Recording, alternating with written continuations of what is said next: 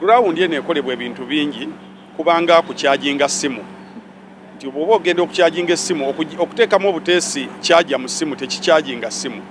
Olina okuteekamu mu ssimu n'oteeka mu soketi, naye n'okuteeka mu soketi tekimala, n'olina n'okussaako switch.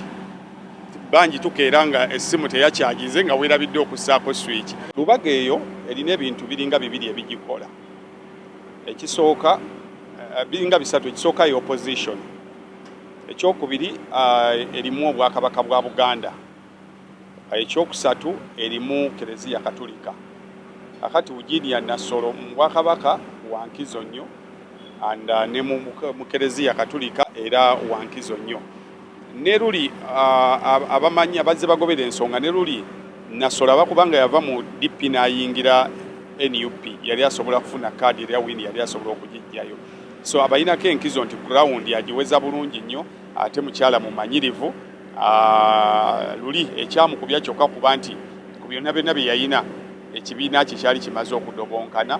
Kakati bwe yazze mu NUP nga still factors ze akyazikipinze strong, babadde tebalina bye bamuyita.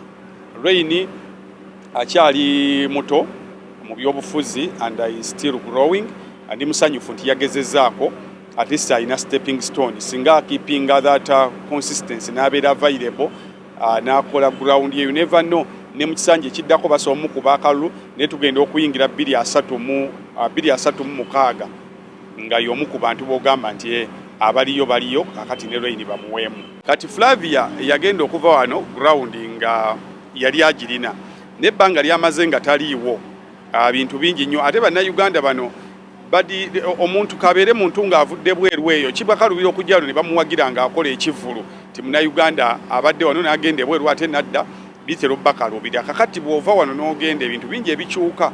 Kati bwe yakomawo structures ku ground okusinzira ku baliyo ziyinza okuba nga zaatagalamukko then incumbent n'abanga amuyitako kuba constituency eyo ne addeyo gye yali ayagala naye bwe yatuukayo ne wabaawo obuvuyovuyo ne wabaawo olutalo luno ne luli okumaliza nga addeyo ye awanise n'ekyokuba nti mwanyiina sentamu era naye ali bomba n'agamba akankite ngende nkola ebirala. So ground yensuubira nti yagaanye okutereera naye nga mukyala muwagizi wa kibiina bwensuubira nti singa ayongera naye okusigala ku ground n'abeerawo 231 akyasobola okugyayo wini ye. So magezi gembawa bonna bakyali bapya mu feesi y'ebyobufuzi.